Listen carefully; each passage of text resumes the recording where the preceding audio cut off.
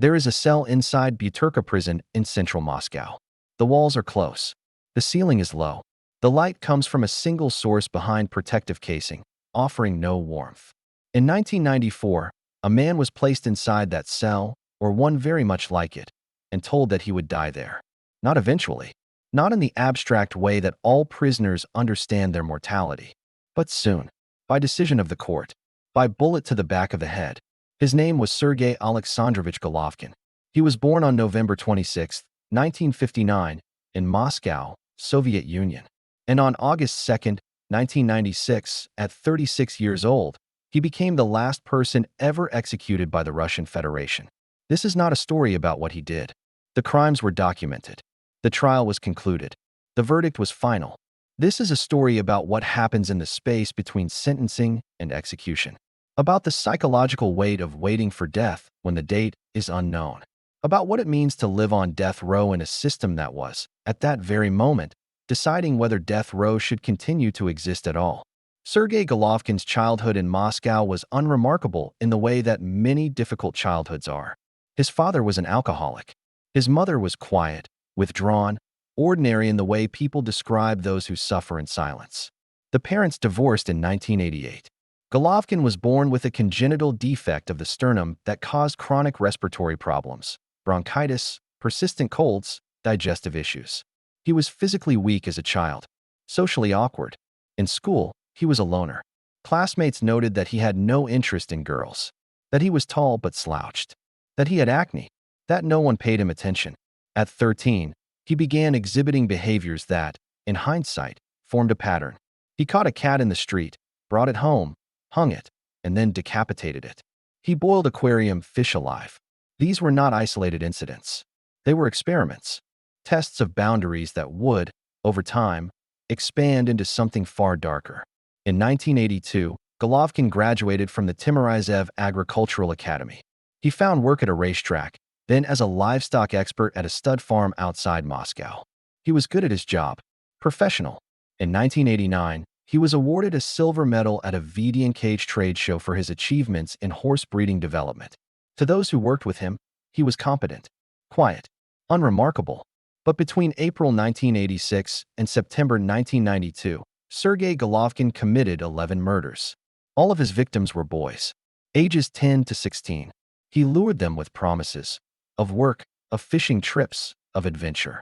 He threatened them with knives. He took them to forests outside Moscow or to the basement of his garage, a space he had converted into a soundproof dungeon. And there, over hours, sometimes over days, he subjected them to acts of extreme violence that went far beyond murder. The details of those crimes are part of the public record. They were presented in court. They were documented by investigators. We will not recount them here in graphic detail, because this documentary is not about the crimes themselves. It is about what came after. But it is necessary to understand the severity, the systematic nature, the calculated cruelty, because that context is what determined the sentence. And the sentence determined everything that followed. On October 19, 1992, after the bodies of his final 3 victims were discovered by mushroom pickers in a forest outside Moscow, Sergey Golovkin was arrested. He was interrogated. He initially denied everything. He was calm, almost unervingly calm. Investigators decided to release him under surveillance, but a junior officer violated protocol and placed him in solitary confinement overnight. The next morning, he confessed, not to 3 murders, to 11. He described the locations where he had hidden the bodies. He described his methods in clinical detail. He even joked during the interrogation, according to investigators' reports. When police searched his garage, they found a baby bathtub filled with burnt skin and blood. They found clothing. They found body parts. The trial was conducted in private. Psychiatrists evaluated him. They found him sane, though he exhibited schizoid personality disorder and psychopathic traits.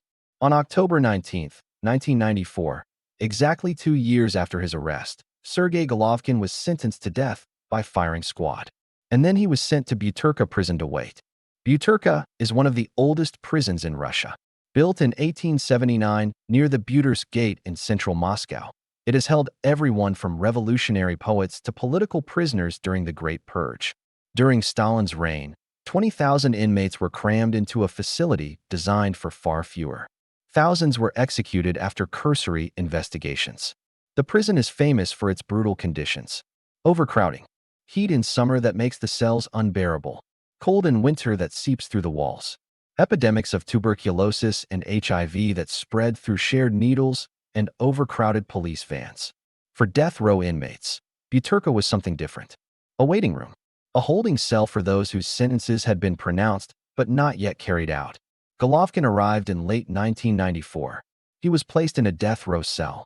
The exact dimensions are not publicly documented, but former inmates and human rights observers have described these cells as small, poorly ventilated, lit by a single bulb that never fully turns off,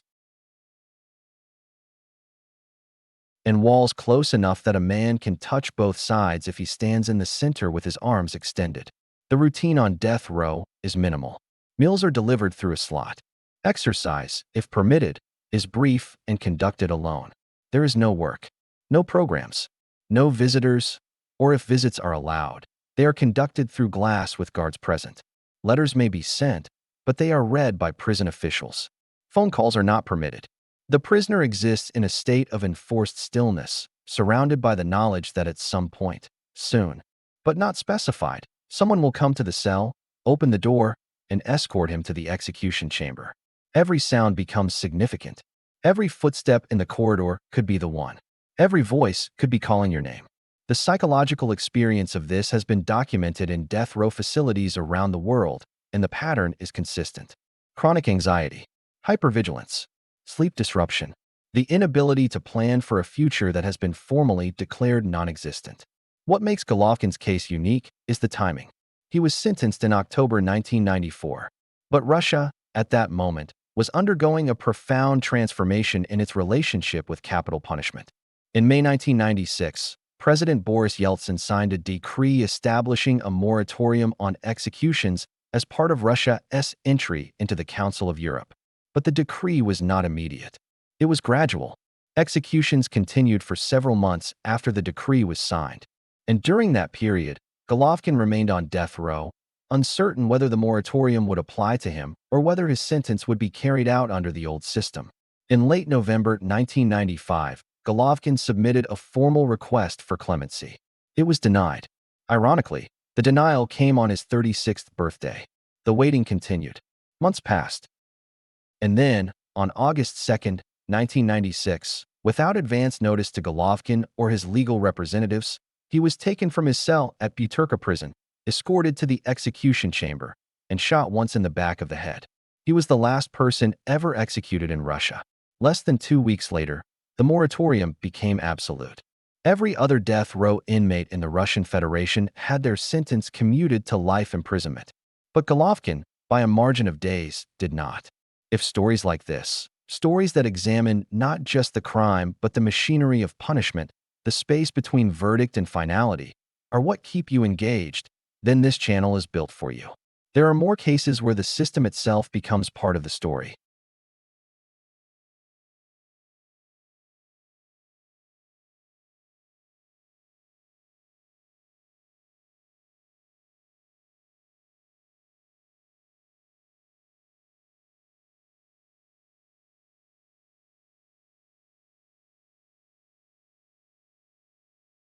What happens to a person psychologically during the time between sentencing and execution?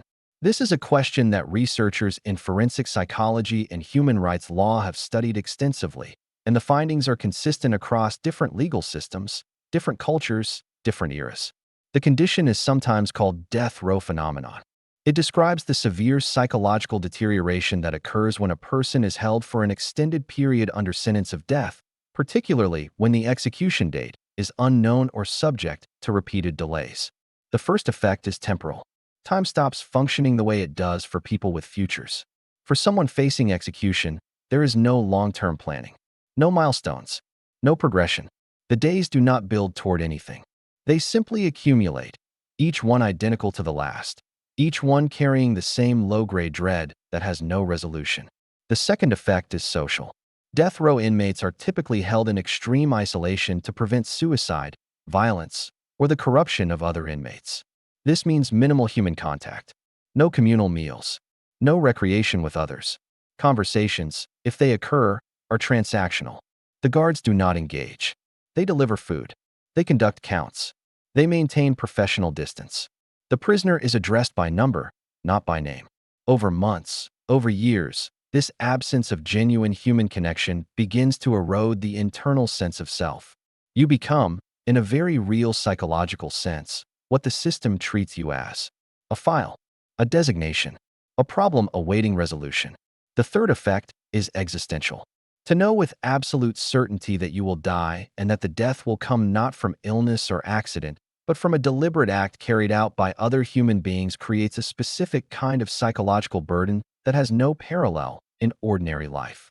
Some death row inmates describe it as a permanent state of anticipatory grief. You are mourning your own death while still alive. And because the date is unknown, the mourning has no endpoint. It simply continues, day after day, without relief. Golovkin spent approximately 21 months on death row, from October 1994 to August 1996. During that time, he would have experienced all of these effects: the temporal distortion, the social isolation, the existential weight of knowing he was waiting to be killed. What we know about his psychological state comes from limited sources. Investigators who interviewed him after his confession noted that he was calm, almost unnaturally calm. During the trial, he showed no visible remorse. Psychiatrists who evaluated him found him mentally competent but diagnosed him with schizoid personality disorder and psychopathic traits, conditions that affect emotional processing but do not constitute legal insanity. Whether that calmness persisted during his time on death row is unknown. There are no published interviews, no letters that have entered the public record, no documented conversations with guards or fellow inmates. What we can say, based on the research, is that prolonged isolation and the anticipation of execution produce measurable changes in brain function: heightened amygdala activity, reduced prefrontal cortex engagement, chronic elevation of stress hormones. These are not subjective experiences. They are physiological realities. And then there is the moral question, a question that Russia itself was grappling with during the exact period that Golovkin sat in his cell waiting to die. Is the death penalty, as carried out in modern legal systems, a form of torture? The European Court of Human Rights has held, in multiple rulings, that prolonged detention on death row can constitute cruel and inhuman treatment, particularly when the execution date is uncertain and the prisoner is held in isolation. The psychological suffering, the court has argued, is not incidental to the punishment. It is the punishment. The execution itself, when it finally comes, is almost secondary to the years of waiting that precede it. Russia's decision to impose a moratorium on capital punishment in 1996 was driven partly by this reasoning. It was also driven by political pragmatism. Entry into the Council of Europe required the abolition of the death penalty. But the moral argument was present, and it was persuasive. Sergey Golovkin, however, did not benefit from that argument. He was executed 2 weeks before the moratorium became absolute. By design or by timing, he became the last person in Russia to experience what the country had decided it could no longer, in good conscience, continue. The execution itself was carried out according to protocol. Golovkin was taken from his cell at Butyrka Prison on the morning of August 2, 1996. He was not given advance notice. This is standard procedure in many jurisdictions that carry out executions, the theory being that advance notice increases psychological suffering. Whether that theory holds up under scrutiny is debatable, but it was the practice. He was escorted to the execution chamber. The method used in Russia at that time was a single gunshot to the back of the head, delivered by a trained executioner. The prisoner stands facing a wall. The executioner approaches from behind. One shot. Death is typically instantaneous. Golovkin was 36 years old. He had been alive for 13,564 days. He had been in custody for 1,384 of them. And on that morning, in a room that he had known for 21 months was waiting for him, his life ended. This is standard practice for executed prisoners in Russia. The location of his burial, if there was one, has never been publicly disclosed. His name appears on no grave marker. His existence, for all practical purposes, was erased from the physical world. But the questions his case raises did not end with his death. What does it mean to execute someone in a system that has already decided execution is wrong? What happens to the moral weight of a sentence when the society that imposed it changes its mind weeks later? And what does it say about us, about our systems, about our capacity for reflection, about our willingness to look directly at the machinery we have built, that the last person executed in Russia died not because his crimes were exceptional, though they were, but because he was unlucky in his timing? There is no cell at Butyrka Prison marked as the place where Sergey Golovkin waited to die. The prison still operates. It remains one of Moscow's largest remand facilities, holding more than 2,000 inmates in a space designed for far fewer. Overcrowding is an ongoing problem. Tuberculosis and HIV spread through the population. The conditions that existed in 1996 have not improved significantly. But the death row wing, the section where condemned prisoners waited for execution, no longer serves that purpose. It cannot, because there are no more condemned prisoners. The moratorium has held for 28 years, and while the death penalty has not been formally abolished, it remains on the books as a theoretical possibility. No one seriously expects it to return. Sergey Golovkin's name appears in legal textbooks now, in human rights reports, in discussions about the death penalty and its abolition. He is cited as a historical marker, the endpoint of a practice that Russia, like much of Europe, has left behind. But he was not a symbol when he sat in that cell. He was a man who had committed unforgivable acts, a man who showed no remorse, a man who, according to every available psychological evaluation, was incapable of empathy, incapable of reform, incapable of anything that might have made the case for mercy compelling. And yet he was still a man, and he spent 21 months waiting to be killed. And when the day came, he was led to a room, made to face a wall, and shot in the back of the head. That is the story, not the crimes. Not the trial, the waiting, the execution, the cold, bureaucratic finality of it, and the fact that 2 weeks later, the system that killed him decided it would never do so again. Whether that makes his execution more tragic or less is a question that has no clean answer. What it does is force us to confront the machinery, to see it clearly, to understand that punishment is not abstract. It is a series of decisions made by individuals, carried out in rooms, documented in files, and lived, however briefly, by the people it touches. Somewhere in the archives of the Russian Federation, there is a file with Sergey Golovkin's name on it, a photograph, a case number, a record of his sentencing, a notation of the date of his execution. And somewhere beneath the earth, in a location that has never been disclosed, there may be a grave, or there may not, because when a state executes someone, it retains control not only over their life, but over their death, and sometimes over their memory. What remains is the question, the uncomfortable, unresolved question that every execution leaves behind. Was this justice? Or was it something else? And if it was something else, what do we call it? The door to the execution chamber at Butyrka closed behind Sergey Golovkin on August 2nd, 1996. It has not opened for that purpose since. And in that silence, in that absence, there is a story, not about redemption, not about closure, but about what happens when a society decides to stop killing its prisoners and realizes, just days too late, that one more person has already died under the old rules. That is the story we are telling. Whether it is one we are comfortable hearing is another question entirely.